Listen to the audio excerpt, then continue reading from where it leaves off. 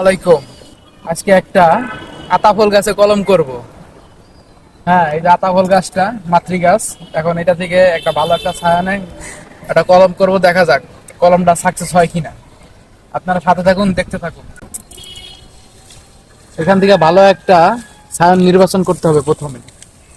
না, আমরা এই গাছটা, এই ছায়ানটা ভালো দেখতে পাচ্ছি, আমরা এটাই নির্বাচন করব।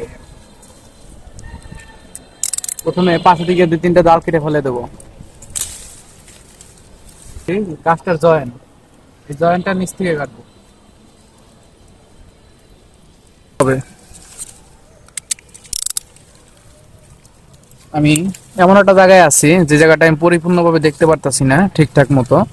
হ্যাঁ, এর জন্য আমার একটু অসুবিধা হচ্ছে, আপনারা দেখুন। এইভাবে সাজতে হবে, তাহলে গাছটা থেকে শিকড় বের হবে না পরিপূর্ণভাবে। আর যদি সুন্দর করে পরিপূর্ণভাবে পরিষ্কার করেন তাহলে আরো ভালো।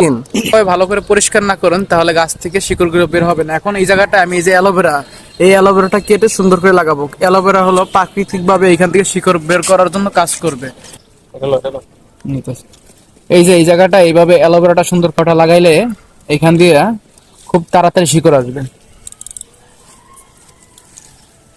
বাস, অ্যালোভেরাটা লাগানো হইলো। এখন আমার কাছে মাটি আছে, মাটি দিয়ে আমি সুন্দর করে পলি ব্যাগ দিয়ে প্যাকেজিং করে দেবো। সুন্দর করে মাটি নিয়ে পলি ব্যাগ দিয়ে প্যাকেজিং করে দেবো। সারযুক্ত লাল মাটি। এই যে মাটিটা এইভাবে, ঠিক এইভাবে নিতে হবে। এভাবে নিয়ে এখানে সুন্দর করে চাপ দিয়ে একবার লাগাইতে হবে।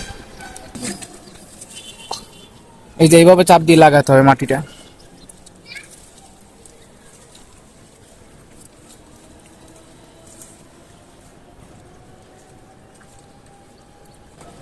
বাস, সুন্দর করে লাগানো হলো। এবার আমি পলি দিয়ে সুন্দর করে এটা প্যাকেজিং করে দেবো। এখানে যেন কোনো প্রকার বাহিরের আলো বাতাস হাওয়া বা কোনো পানি যেন ঢুকতে না পারে। হ্যাঁ, এটা আমি সুন্দর করে প্যাকেজিং করে, এই যে পলিটা আমার কাটা হইলো, এই পলিটা দিয়ে আমি সুন্দর করে এই জায়গাটা পেঁচাবো রাউন্ড করে।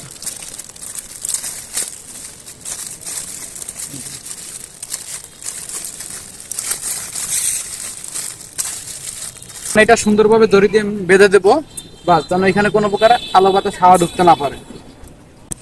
জায়গাটা আমি সুন্দর করে দড়ি দিয়ে বেঁধে দিচ্ছি।